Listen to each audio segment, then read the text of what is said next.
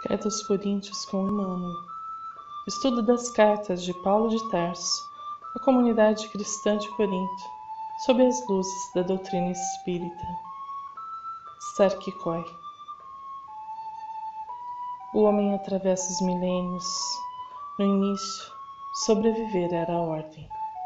Tudo lhe era raro e difícil. As dificuldades, no entanto, elevaram-lhe a inteligência. Hoje, não apenas sobrevivemos. A cada dia descobrimos novos mundos, novas fronteiras. E o grande conhecimento, que é descobrir-se a si mesmo, alcança um momento decisivo. Somos imortais. Já não cabe o comportamento de outrora. Não vivemos para a matéria.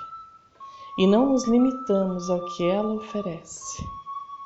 Dominando seus instintos, eis agora um novo desafio. Descobrir-se como imagem e semelhança do seu Pai Criador. Somos herdeiros da suprema inteligência, filhos do excelso amor. Texto para análise. 1 Coríntios, capítulo 3, versículos 1 a 9. E eu, irmãos, não vos pude falar como a espirituais, mas como a carnais, como a meninos em Cristo. Com leite vos criei, e não com carne, porque ainda não podíeis, nem tampouco agora podeis, porque ainda sois carnais. Pois havendo entre vós inveja, contendas e dissensões, não sois porventura carnais, e não andais segundo os homens? Porque dizendo um, eu sou de Paulo, e outro, eu sou de Apolo, porventura não sois carnais? Pois quem é Paulo e quem é Apolo, senão ministros pelos quais crestes, e conforme o que o Senhor deu a cada um? Eu plantei, Apolo regou, mas Deus deu o crescimento. Por isso, nem o que planta é alguma coisa, nem o que rega, mas Deus, que dá o crescimento. Ora, o que planta e o que rega são um, mas cada um receberá o seu galardão segundo o seu trabalho, porque nós somos cooperadores de Deus. Vós sois lavoura de Deus e edifício de Deus. Comunicar algo a alguém é muito mais amplo que dirigir-lhe algumas palavras. Paulo, enquanto mensageiro do Evangelho do Cristo, não levava à comunidade de Corinto apenas a sua palavra. Ele tencionava comunicar-lhes algo da boa nova. O vernáculo nos diz que o verbo comunicar pode ser compreendido como transmitir, informar, passar, repassar, participar, divulgar, noticiar, revelar, fazer, saber, expor, exprimir, dizer, discursar, indicar, relatar, manifestar, referir, anunciar, publicar, exteriorizar, difundir, disseminar, veicular, esclarecer, avisar, advertir, pregar, apregoar. Para que a mensagem seja entregue, não basta o emissor. Paulo interessava também por como o povo estava recebendo a mensagem e constata que não foi possível a comunicação tal qual gostaria. Queria lhes falar da boa nova do Cristo, do seu evangelho de luz e da transformação moral que ele promove em nossas vidas. Não obstante, encontrou uma comunidade dividida, que por coisas insignificantes ou pequeninas, criava divisões e discórdias. O texto é de 2000 anos atrás, mas a ideia é tão atual que nos chama a termos uma conduta definitiva em relação a esta questão. Eis o início do texto. E eu, irmãos, não vos pude falar como a espirituais, mas como a carnais, como a meninos em Cristo. Paulo distingue espirituais e carnais. E quando nos remetemos ao texto original, em grego, temos uma dimensão mais profunda do que isto significa. O comentário de William Barclay nos auxilia a compreender. Paulo falou a respeito da diferença entre o homem espiritual, pneumáticos, e que, portanto, pode compreender as verdades espirituais, e aquele que é psíquicos, aquele cujos interesses, fins e ideias não vão para além da vida terrena ou física e que, portanto, não pode compreender a verdade espiritual. Agora, acusa os coríntios de ainda estarem na etapa terrestre e física, mas usa duas novas palavras para descrevê-los. No versículo 1, os chama de sarkinoi. Esta palavra provém de sarx, que significa carne, e que é muito comum para Paulo. Todos os adjetivos gregos que terminam em -inos significam feito de alguma coisa. De modo que Paulo começa dizendo que os coríntios estão feitos de carne, que ainda não transcenderam as coisas humanas. Não se tratava em realidade de uma recriminação. O homem, justamente por ser tal, é de carne, mas não deve permanecer assim.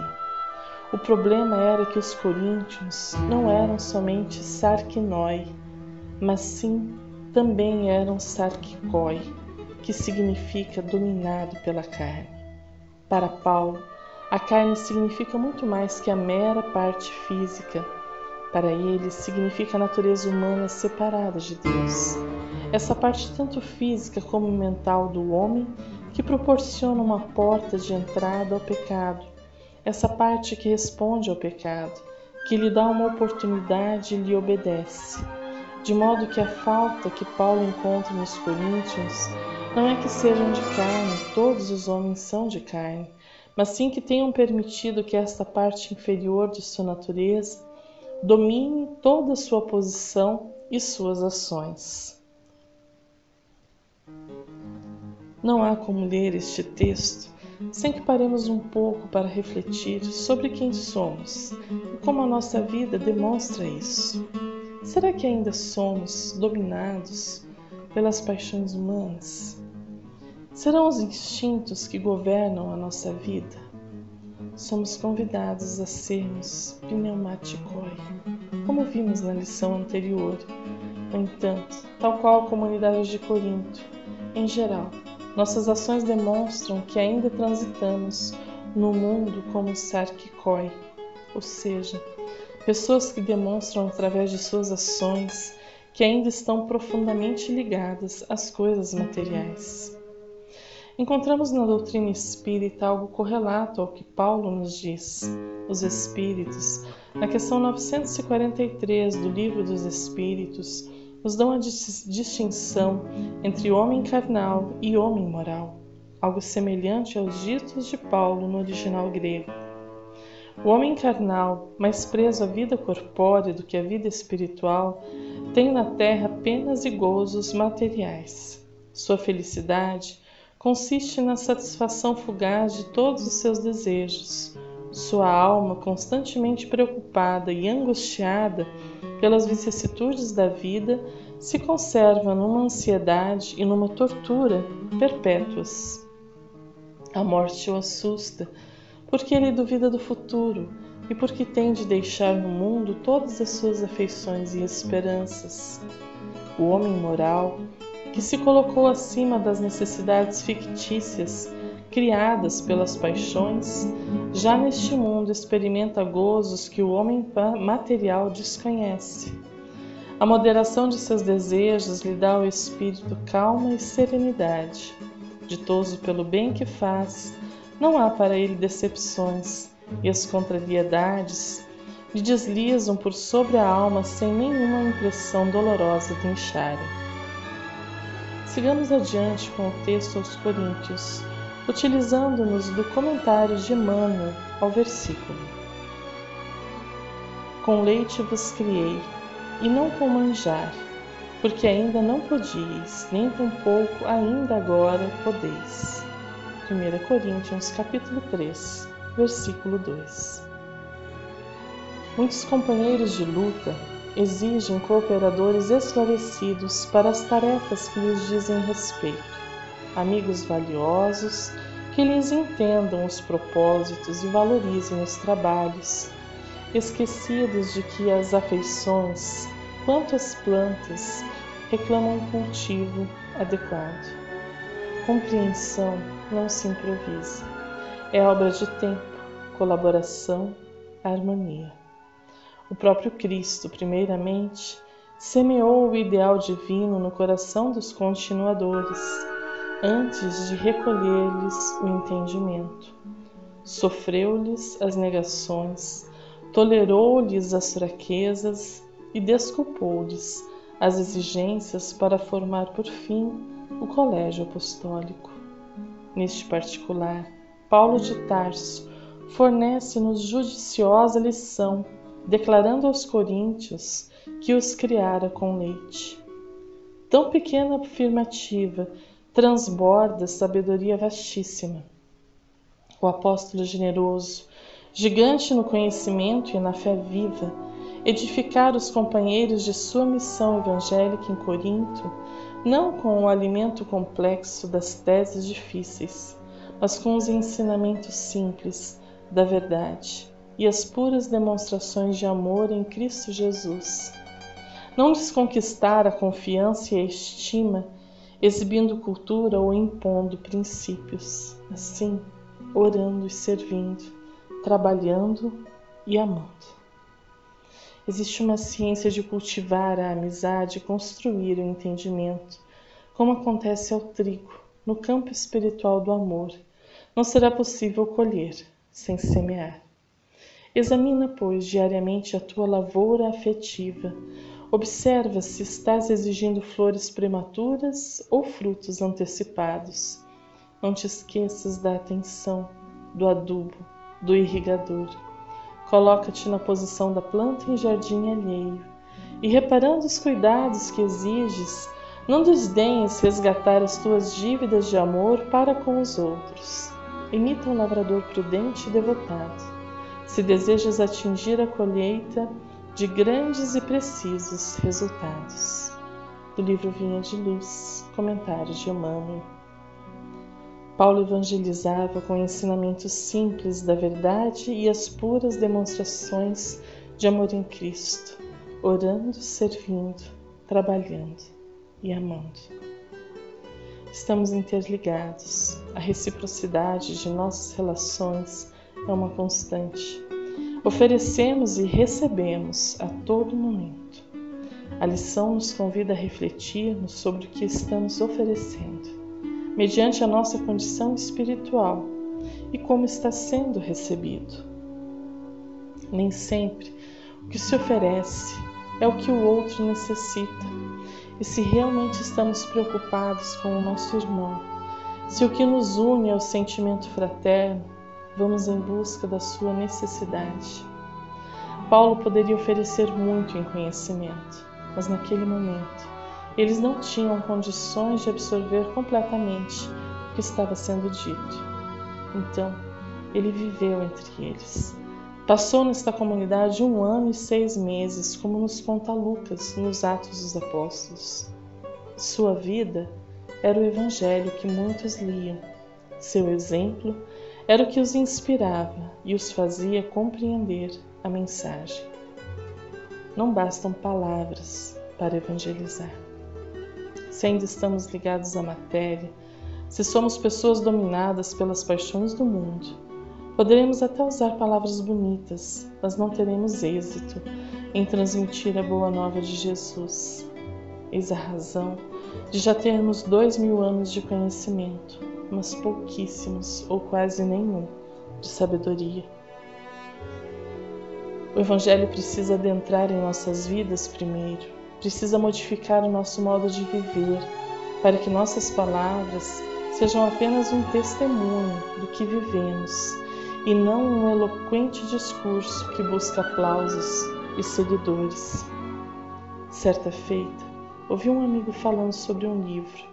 Perguntaram-lhe e sua resposta foi breve: não posso opinar, pois não li este livro. É um comentário sábio: não opinar sobre aquilo que não se conhece. Emmanuel, na lição do livro Vinha de Luz, nos fala de como Paulo vivia, orando, servindo, trabalhando e amando. Recordemos os belíssimos ensinamentos de Abigail em espírito a Paulo, ensinando-lhe assim a viver. Trecho do livro Paulo e Estevão. Que fazer para adquirir a compreensão perfeita dos desígnios do Cristo? Ama, respondeu Abigail espontaneamente. Mas como proceder, de modo a enriquecermos na virtude divina? Jesus aconselha o amor aos próprios inimigos. Entretanto, considerava quão difícil devia ser semelhante realização. Penoso testemunhar dedicação sem o real entendimento dos outros. Como fazer para que a alma alcançasse tão elevada expressão de esforço com Jesus Cristo? Trabalhe, esclareceu a noiva amada, sorrindo bondosamente. Abigail tinha razão. Era necessário realizar a obra de aperfeiçoamento interior. Desejava ardentemente fazê-lo. Para isso insulara-se no deserto por mais de 1000 dias consecutivos. Todavia, voltando ao ambiente do esforço coletivo, em cooperação com antigos companheiros, acalentava sadias esperanças que se converteram em dolorosas perplexidades. Que providências anotar contra o desânimo destruidor? Espera, disse ela ainda, num gesto de terna solicitude, como quem desejava esclarecer que a alma deve estar pronta a atender ao programa divino em qualquer circunstância, extreme de caprichos pessoais.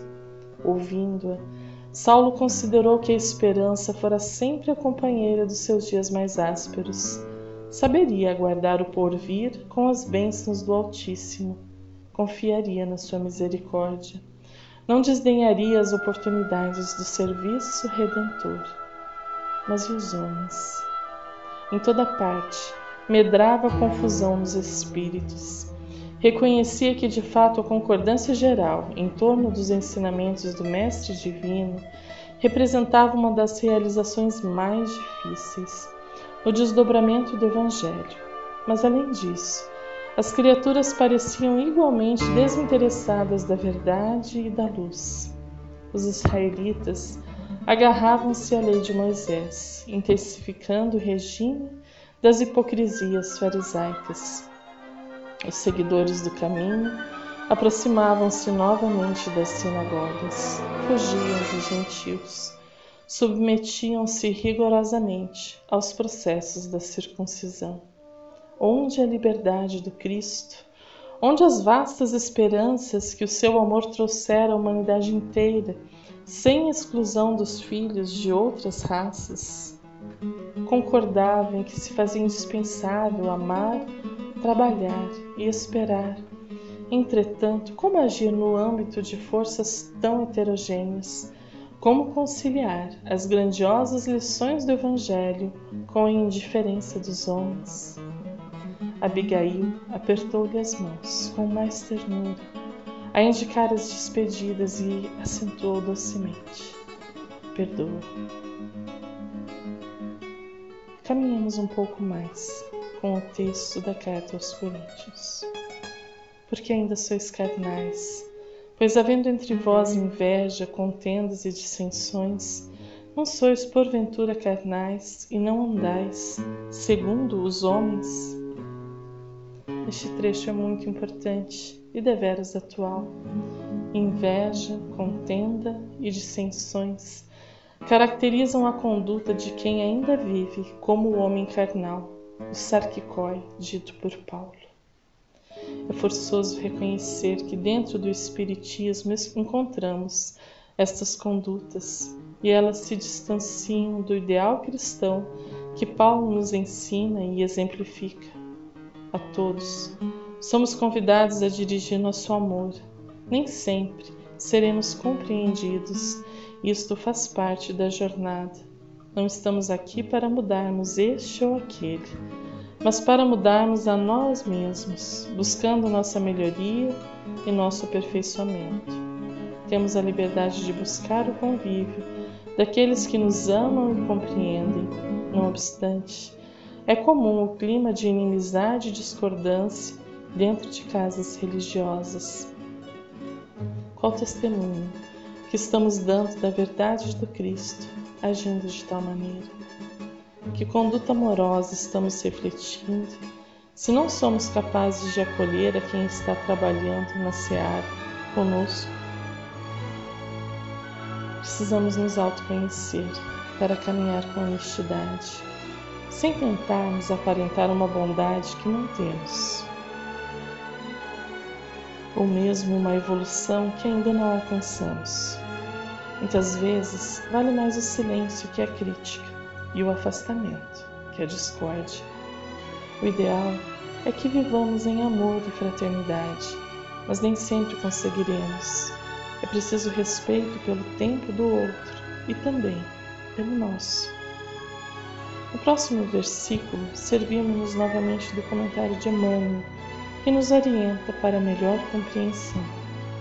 Eu plantei, Apolo regou, mas Deus deu o crescimento. 1 Coríntios, capítulo 3, versículo 6. A igreja de Corinto estava cheia de alegações dos discípulos inquietos. Certos componentes da instituição imprimiam maior valor aos esforços de Paulo, enquanto outros conferiam privilégios de edificação a Apolo. O advogado dos gentios foi divinamente inspirado, comentando o assunto em sua carta. Por que pretensões individuais numa obra da qual somos todos beneficiários do mesmo Senhor? Na atualidade, é louvável o exame da recomendação de Paulo aos Coríntios, porque já não são os usufrutuários da organização cristã que se rejubilam pela recepção das bênçãos do Evangelho através desse ou daquele, dos trabalhadores do Cristo, mas os operários da causa que, por vezes, chegam ao campo de serviço exibindo-se por vultos destacados dessa ou daquela obra do bem. A certeza de que toda boa dádiva vem de Deus constitui excelente exercício para os trabalhos comuns. É interessante observar como está sempre disposto o homem a se apropriar de circunstâncias que o elevem no alheio conceito com facilidade, sempre inclinado a destacar-se nos círculos do bem que ainda não lhe pertence de modo substancial. Raramente assume a paternidade dos erros que comete. Essa é uma das singulares contradições da criatura. Não te esqueças, o serviço é de todos, uns plantam, outros adubam. Vive contente no setor de trabalho confiado às tuas mãos, ou à tua inteligência, e serve sem pretensões, porque o homem prepara a terra e organiza a semeadura, por misericórdia da providência, mas é Deus quem põe as flores nas frondes e concede os frutos, segundo o merecimento. Lição do livro Caminho, Verdade e Vida, de Emmanuel. A lição é oportuna e merece nossa atenção e reflexão. Todos temos tarefas a realizar e os caminhos para o bem se multiplicam. A dor nos iguala, mas o bem tem múltiplas formas de se revelar. Assim, desde o tempo primitivo, Paulo e Apolo, de formas distintas, trabalhavam no bem. Não obstante, sua forma de agir era diferente. Não eram eles, no entanto, o que importava, mas a mensagem de amor e paz que tentavam transmitir. Assim também nos dias de hoje, temos muitas manifestações dentro e fora do Espiritismo. Vejamos a questão 842 do Livro dos Espíritos. Por que indícios se poderá reconhecer, entre todas as doutrinas que alimentam a pretensão de ser a expressão única da verdade, a que tem o direito de se apresentar como tal? Será aquela que mais homens de bem e menos hipócritas fizer, isto é, pela prática da lei de amor, na sua maior pureza e na sua mais ampla aplicação. Esse é o sinal por que reconhecereis que uma doutrina é boa, visto que toda doutrina que tiver por efeito semear a desunião e estabelecer uma linha de separação entre os filhos de Deus, não pode deixar de ser falsa e perniciosa. Sigamos em frente com os últimos versículos do estudo desta semana. Por isso, nem o que planta é alguma coisa, nem o que rega, mas Deus que dá o crescimento. Ora, o que planta e o que rega são um, mas cada um receberá o seu galardão segundo o seu trabalho. Porque nós somos cooperadores de Deus, vós sois lavouras de Deus e edifício de Deus. O fato de existirem tarefas diferentes não significa que uma seja mais importante que a outra. Todo trabalho no bem é necessário e somente o amor com que a tarefa é realizada importará para o nosso Pai, que nos avalia conforme nosso mundo íntimo. Recordemos de Emmanuel, em sua trajetória evolutiva como senador Públio Lentulus, no livro Há 2000 anos. Lívia foi um exemplo decisivo em sua mudança, em sua adesão à mensagem do Cristo. Ela o amou profundamente, pacientemente, mostrou-lhe através de sua vida e sem nenhuma palavra como era viver e servir o Cristo. Hoje, Emmanuel é um grande evangelizador que tanto nos auxilia a buscarmos melhor compreender a mensagem de Jesus, mas é preciso lembrar de que o início de sua trajetória dentro do cristianismo deu-se em virtude do amor e do sacrifício de sua esposa. Este é o convite singelo que o Espiritismo nos faz. Que amemos aos que Deus colocou em nossas vidas, que nos dediquemos à família, aos amigos e que dentro de nossas possibilidades e da vontade divina possamos cada vez mais expandir este amor.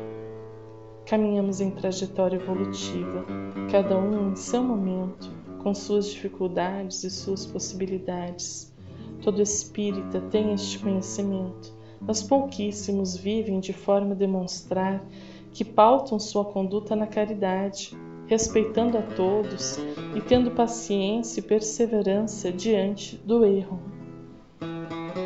Esta lição é um convite a que caminhemos com maior humildade, como tarefeiros no bem, reconhecendo que todos têm a possibilidade de cooperar e que cada um dá o que tem em seu mundo íntimo. Muitas vezes exigimos do próximo condutas que nós mesmos ainda não somos capazes de realizar. Nos arvoramos em críticas vorazes, sem, contudo, conhecer o que vai no mundo íntimo de cada um. A Deus, somente a Ele, cabe a avaliação do que está sendo realizado. A nós outros, cabe a busca incessante por caminhos amorosos, pacíficos e harmônicos. Encerramos a lição com mais um comentário de Emmanuel sobre o versículo 9. Porque nós somos cooperadores de Deus, vós sois lavouras de Deus e edifício de Deus. Asseverando Paulo a sua condição de cooperador de Deus e designando a lavoura e o edifício do Senhor nos seguidores e beneficiários do Evangelho que o cercavam, traçou o quadro espiritual que sempre existirá na terra em aperfeiçoamento, entre os que conhecem e os que ignoram a verdade divina. Se já recebemos da Boa Nova a lâmpada acesa para a nossa jornada, somos compulsoriamente considerados colaboradores do ministério de Jesus, competindo-nos a sementeira e a construção dele em todas as criaturas que nos partilham a estrada. Conhecemos, pois, na essência, qual o serviço que a revelação nos indica. Logo, nos aproximemos da luz cristã. Se já guardamos a bênção do Mestre, cabe-nos restaurar o equilíbrio das correntes da vida, onde permanecemos, ajudando aos que se desajudam, enxergando algo para os que jazem cegos e ouvindo alguma coisa em proveito dos que permanecem surdos, a fim de que a obra do reino divino cresça, progrida e santifique toda a terra. O serviço é de plantação e edificação, reclamando esforço pessoal e boa vontade para com todos, porquanto, de conformidade com a própria simbologia do apóstolo, o vegetal pede tempo e carinho para desenvolver-se, e a casa sólida não se ergue um dia. Em toda parte, porém, vemos pedreiros que clamam contra o peso do tijolo e da areia, e cultivadores que detestam as exigências de adubo e proteção à planta frágil. O ensinamento do Evangelho, contudo, não deixa margem a qualquer dúvida. Se já conheces os benefícios de Jesus, és colaborador dele, na vinha do mundo e na edificação do espírito humano para a eternidade. Avança na tarefa que te foi confiada e não temas. Se a fé representa a nossa coroa de luz, o trabalho em favor de todos é a bênção de cada dia. Mensagem do livro Fonte Viva. Comentários de Emmanuel. A todos, um fraterno abraço e até o nosso próximo estudo.